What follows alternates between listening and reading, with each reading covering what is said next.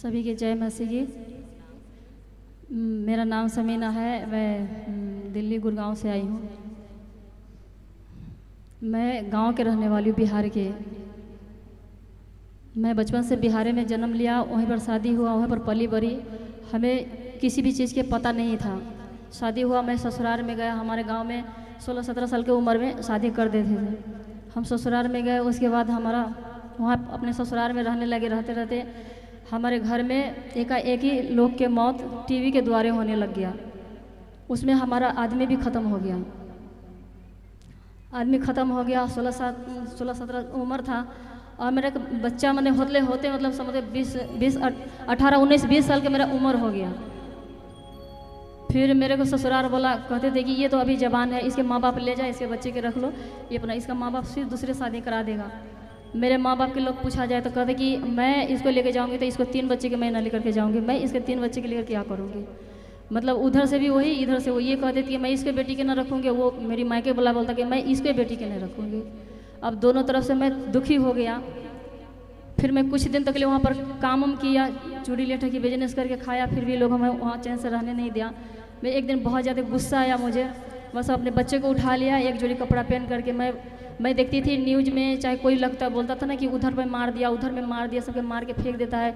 Train उलट गया तो ट्रेन में कट गया। हमारे गांव में बहुत सारे लोग ट्रेन में कट के मर जाते थे अपने बच्चों के ले करके। मैं यही सोच करके मैं अपने बच्चों के लेकर के निकल पड़ी घर से। या तो कहीं चली जाऊँगी और नहीं तो पहले बच्चे के फेंक दूँगी ट्रेन के अंदर में, और फिर उसके बाद में मैं कूद जाऊँगी उसमें। जैसे सारे लोग मरते ना, उसी मैं भी मर जाऊँगी। मेरी बेटी किसी को बोझ नहीं बनेगी। मैं सबसे बिन बताए चुप्पे मैं निकल गया। फिर मेरे को किसी के साथ मिल गया, वो मुझे दिल्ली लेकर के आ गया। मैं दिल्ली आ गई। उसके बाद 3-4 महीना इधर उधर मैं 5-5 रुपया में 10-10 रुपया में बर्तन धो करके मैं अपने बच्चे की गुजारा करने लग गया। जहाँ पर मैं आई वहाँ पर कोठी में काम करने वाली बहुत सारे दीदी लोग मिल गए, तो लोग अपने अपने घर में ले जाते थे, वो अपना काम करवाते थे या 5 रुपया मुझे देते थे। तो उस टाइम 5 रुपये के 5 रोटी मिलता था, तो हमारा बच्चे की गुजर बसर चल जाता था। उसके बाद रहते दिन पर दिन बीतते गया। हम वहाँ पर पुरान होते गए, हमें काम मिलते गया तो संगति भी हमें मिलते गए। अब संगति ऐसे मिलते गए, हमें तो नहीं मालूम। अब जो चीज़ मतलब जो करता था वो मुझे भी कहता था कि दीदी लो, इससे कुछ नहीं होता, तुम भी करो, अच्छा लगता है, टेंशन ख़त्म होता है। अब जो बीड़ी पीने वाला है, अब वो भी मेरे को बीड़ी पिला रहा है। जो सिगरेट पीने वाला है वो सिगरेट पिला रहा है, हम भी पी रहे हैं, हमें अच्छा लग रहा है। उसके बाद दिल्ली से हम गुड़गांव में आ गए। दिल्ली से गुड़गांव में हम आ गए, किसी के सहारे। हमारे यहाँ पर मोबोला भाई रहते थे, हम इधर में आ गए। अब इधर में उधर से और ज़्यादा फैसिलिटी। इधर क्या तो दारू पीने वाला लोग। अब इधर में हम जॉब करते थे, कभी तो ऑफिस में जॉब करते थे, कभी स्कूल में बच्चों के मेड के काम करते थे। उसमें सारे लेडीज़ मतलब यही काम करते थे, जेंट्स लेडीज़ सब। मतलब दोस्ती हमारा ऐसा ही था जिसकी सिर्फ खाली दारू पीने वाला, गांजा खाने वाला, सिगरेट पीने वाला। अब हम उनके साथ रहे, खैनी खाने वाला। अब उनके साथ रहे, मना करते भी अब दोस्ती में तो हो ही जाता है कि हम ना करते करते ले ली। अब थोड़ा करते करते बस हमारा ज़्यादा हो गया मेरे जीवन में, इतने ज़्यादा ओवर हो गया कि हम बिल्कुल उसमें फंस गए। अब हम उससे निकलने की कितनों कोशिश हम कर रहे, हम नहीं निकल पा रहे थे। और धीरे धीरे मेरे बच्चे जब छोटा था तब मुझे एहसास नहीं हुआ। जब मेरे बच्चे बड़े होने लग गए तब मुझे अपने आप में घिनना आने लग गया, शर्म आने लग गया कि मैं कर रही हूँ, कल होकर के मेरे बच्चे काश ना ये सब करने लगे। मैं कभी भी मैं अपने जाऊँ गाँव में तो क्या मुँह दिखाऊँगी। मैं इस चीज़ के लेकर के बहुत टेंशन में मैं एक रात बैठती थी। हम मुर्गा लाना, दूध बोतल बढ़िया बोतल दारू के मंगवाना, दोस्तों में बैठ करके अपने घर में मैं खुद पार्टी करती थी। सारे जने खाना, आराम से सो जाना, फिर भोरवा में उठना, फिर जॉब पर चले जाना, बच्चे सबके स्कूल में भेज करके जॉब पे चले जाना। अब इस चीज़ से मैं ना बहुत ज़्यादा दुखी हो गई और मेरे शरीर में इतने सारे तरह तरह की बीमारियां होने लग गई। पेट में पथरियाँ। अब कोई लोग कहते बियर पियोगे तो पथरी गल जाएगा। मैंने बियर चालू पीना करने लग गए। एक रात में 2 बोतल में बियर अकेले पीती थी, बड़े बड़े बोतल में पी जाती थी, क्योंकि समझिए कि मेरे को ऐसा क्या हो गया, हमें कुछ समझ में नहीं आता था। अगर मैं रोज़ सोचती दिन में कि आज नहीं करूँगी, ये पैसा बचेगा तो मेरा बच्चे के काम आएगा, लेकिन शाम होते होते जैसे लगता ना कि कोई मुझे चाकू मार रहा है। मैं किसी को ढूंढती लेकर के आओ, नहीं तो मैं आज मर जाऊंगी। फिर किसी के न किसी के द्वारे मैं मंगवाती, और नहीं तो हमारे दोस्त लोग होते थे, कॉल करती, वो लेकर के आता। नहीं दारू मिलता 5 रुपया में भांग की गोली मिलता, वो 2-3 खा करके मैं सो जाता आराम से।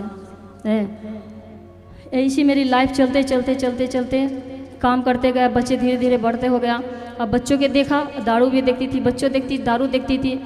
उसके बाद लॉकडाउन लग गया, लॉकडाउन लगा, पूरा लॉकडाउन ख़त्म हुआ। लास्ट के लॉकडाउन में हम नशा में तो छोड़ा नहीं, ज़्यादा और पीने लग गया। और क्या लोग बोलते थे कि दारू पीने से उनको कोरोना नहीं होता, तो और मेरे को ज़्यादा बढ़ गया। फिर जा कर के लास्ट कोरोना में, मैं पूरे कोरोना में मैं जॉब किया।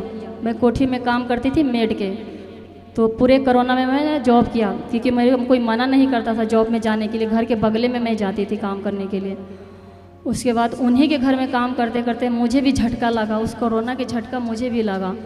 फिर मैं बीमार पड़ गया, बीमार पड़ गई तो फिर मुझे देखने बोला कोई नहीं, कोई भी नहीं। और मैं दारू पीते जॉब करते ही मैं बाकी 2 बच्चे के मैं शादी भी कर लिया, शादी भी कर लिया। अगर जब मेरे घर में जमाई लोग आते थे तो शाम के टाइम वो रुकता था, मुझे गुस्सा आता कि क्यों आता है और क्यों रुकता है यहाँ पर, क्योंकि मुझे मतलब पीने में नहीं बनता था। फिर मैं ज़्यादा बेचैन होती तो मैं अपने सहेलियों के चाहे दोस्तों के घर में चाहे किधरों बाथरूम में गिलास में लेकर के मैं पी लेती। फिर पिया और ना पिया तो पता चल ही जाता है। फिर बहुत कुछ होता, सोचने में भी अब मुझे घिन आती है, बोलने में भी मुझे अब डर लगता है। फिर जाके कोरोना, लास्ट कोरोना में मुझे कोरोना के झटका लगा। जिनको मैं सेवा करती थी उनको कोरोना हो गया था, फिर उन्हीं को झटका मुझे लगा। मैं 22 दिन तक बिस्तर में पड़ गई। जो मुझे पूछने वाला कोई नहीं था, मुझे 1 गिलास पानी देने वाला कोई नहीं। मेरे बच्चे मुझसे डरते थे, मैं इतनी गंदी गाली निकालती थी, जो सामने मिलता था वही फेंक के मैं मारती थी कि तू निकल जाए यहाँ घर में से, तू निकल, मैं तुम लोग के नहीं जानती हूँ, तेरा बाप मर गया, सारा बोझ मुझ पर डाल गया, तू निकल यहाँ से। मेरे बच्चे डर के भाग जाते थे और मैं उठ के खड़ा होता, मुझे खड़ा नहीं होता। फिर मैं गिर जाती और मैं रोने लग जाती, चिल्ला चिल्ला के मैं रोने जाती। या तो कोई है खुदा या परमेश्वर तो मुझे उठा ले, और नहीं तो मुझे ऐसी लाइफ दे ताकि अपने बच्चे के सामने शर्मिंदा ना हूँ और इस बीमारी से मैं निकलूँ। अब मैं बीमार पड़ गई तो मेरा घर के किराया कौन भरेगा। मैं इसे कर करके रोती थी, मैं बाथरूम में भी नहीं जा पाती थी। इसके कारण मैं पानी भी नहीं पीता थी कि मैं पानी पीऊँ तो मुझे बाथरूम लगे तो कौन लेकर के जाएगा। उसके बाद दूसरा कोई हमें डॉक्टर के पास लेकर के जाता था कि हमारे घर से काफ़ी दूर वो डॉक्टर है और बढ़िया इलाज करता था, और बाकी फिर हमारा वो इलाज वही करता था। फिर मैं वहाँ गई, वहाँ सुई चला, पानी चढ़ा, दवाई ववाई दिया, चेकअप वुकअप किया, बोला कि इनको कुछ नहीं है, शरीर में इनको कुछ भी नहीं है, कोई बीमारी नहीं है। फिर मेरा शरीर जैसे एक चूड़न की तरह हो जाती, पूरा शरीर मेरा काला, पूरा शरीर गल गया, मतलब कि शरीर हड्डी शरीर में लगता था। उसके बाद जो इंसान मुझे लेके जाता था डॉक्टर करने, 22 दिन मुझे डॉक्टर के पास लेके गया। उसके पास दीप्ति जी के वो था, प्रार्थना था, लेकिन उस टाइम मुझे वो नहीं दिया। जब एक दिन रात के मेरा हल्का सा तबीयत ठीक हुआ तो मैं बहुत ही खुशी के साथ मैंने खाना बनाया, दाल चावल। मैं सोचा कि अब मैं अच्छी हो गई, मैं कल से ड्यूटी जाऊंगी। मैं दाल चावल बनाया और बच्चों के दिया, मैं भी खाना, मैं जैसे 2 चम्मच मुंह में डाला, उसके बाद मुझे पेट में कुछ अजीब सी ऐसी लगी कि मैं अब नहीं बचूंगी। मेरा पेट फूल के बहुत बड़ा हो गया और मेरा एक ही अंदर से आवाज़ आता था कि तू अब नहीं बचेगी। मैं अपने मरने के ज़्यादा अफसोस नहीं था, मुझे नहीं मालूम था कुछ भी, तो मरना और जीना की क्या बात है। बस मेरे बच्चों के देख के अफसोस होता था, यदि मैं मर गई, मेरे सामने तो कोई नहीं देखा इसको, मैं मर जाऊंगी तो इसको कौन देखेगा। मैं यही सोच सोच के रोती थी। और जब मेरे को पेट फूल गया, पूरा हाथ पीला पड़ गया, पूरा शरीर मेरे को पीला पड़ गया, फिर मैंने छटपटा रही थी। जो इंसान मुझे डॉक्टर के पास लेकर के जाता था, जो इंसान मुझे दारू के बोतल ला करके देता था पीने के लिए, वो क्या मन में आया नहीं जानती, खुदा जाने। वो बोला कि सुन, मैं एक बात बताती हूँ, एक चीज़ देती हूँ, तू उसको सुन, तू शायद ठीक हो सकती है। पास्टर दीप्ति जी के प्रार्थना जो पिछले साल के जो था वो वाले वो अपने मोबाइल में लगा के मुझे सिरिहाने के पास रख दिया। अब पास्टर जी स्वर्गीय भाषा में जो बोल रहे थे हमें नहीं समझ में आया, कुछ तो प्रार्थना जो कर रहे थे वो तो समझ में आया, स्वर्गीय भाषा वाला बात समझ में नहीं आया, क्योंकि हम नहीं जानते थे, कभी हम नहीं जाने कि यीशु पिता कौन है और जीसस कौन है। बस इतना जानती थी कि सलमान खान एक फिल्म में देखे थे, गॉड गॉड बोलता था, मैं बोला कि ये गॉड किसको बोलते हैं? तो फिल्म देखने वाले लोग बोला कि जैसे सबका भगवान होती है वैसे ये क्रिश्चन का भगवान होती, बस इससे आगे हम कुछ नहीं जानते थे। मैंने बोला कि देखिए आप ना यहाँ से चले जाओ और ये मोबाइल भी अपना ले जाओ, क्योंकि जब हमें ये समझ में नहीं आता, इतने सारे डॉक्टर हमें इलाज कर लिया और हमें कुछ बीमारी के पता नहीं चला, तो ये हम उनको जानते नहीं हैं और ये मतलब कि प्रार्थना कर रहे हैं, तो ये मोबाइल के द्वारा हम कैसे ठीक हो सकते हैं? हमारे माँ बाप बचपन से कहाँ कहाँ लेकर के आज तक ले तो वो सारे बीमारी मेरे शरीर के अंदर है और हम कैसे ठीक होंगे? वो नहीं उठाया तो उसका मोबाइल मैंने फेंक दिया, बोले कि प्लीज़ आप यहाँ से जाओ। मैं फिर थोड़ा सा मेरे को नींद जैसा ऐसा लगा, बेहोशी जैसा, फिर वो लगा करके मेरे सिरहाने मतलब सिर के पास रख करके वो हट गया। बस प्रार्थना चल रही थी। बाद में लास्ट में पास्टर जी बोले कि जिसको जहाँ पर मतलब कि प्रॉब्लम है वहाँ पर वो हाथ धरे। मेरा हाथ अपने आप उठ के मेरा पेट पे आ गया और प्रार्थना ख़त्म हो गया। उसके बाद 5 मिनट के बाद मेरे शरीर में वो शक्ति, वो बल, वो ताकत मुझे कहाँ से आया? फिर मैं जो देखा इंसान के मतलब जो रूप मैंने देखा, आज भी मैं मोबाइल में वो रूप के सेव करके रखी हूँ। वो रूप मुझे नज़र में आया, वो सामने भी आए, फिर जैसे लगा कि उठा के मुझे बैठाए। और उसके बाद उसी टाइम मेरे को बचपन की भी बीमारी, नशा मतलब कि दारू पीने का, खैनी खाने का और ये भांग खाने का, गाली देने का, मुझे उसी टाइम ये चीज़ मेरे जीवन से निकल गया। फिर उसी टाइम परमेश्वर के धन्यवाद करती।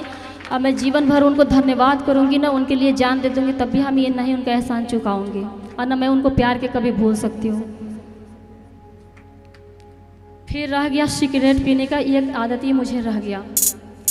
1 हफ्ता हो गया, 2 दिन प्रार्थना सुना, वही वाला दोहरा के मैंने प्रार्थना। मैं तीसरे दिन मैं जॉब पर चली गई। जॉब पर मुझे नहीं रख रहा था कि नहीं तू बीमार है, नहीं कर पाएगी। मैं बोली कि नहीं बीमार नहीं हूँ, मैं थी लेकिन अब नहीं हूँ, मैं करूँगी काम। फिर मैंने किया। उसके बाद फिर उन इंसान के फ़ोन किया, उनको बुला करके फिर मैं बोला कि जो प्रार्थना आप दियो हो ना उसको मुझे पूरा डिटेल चाहिए।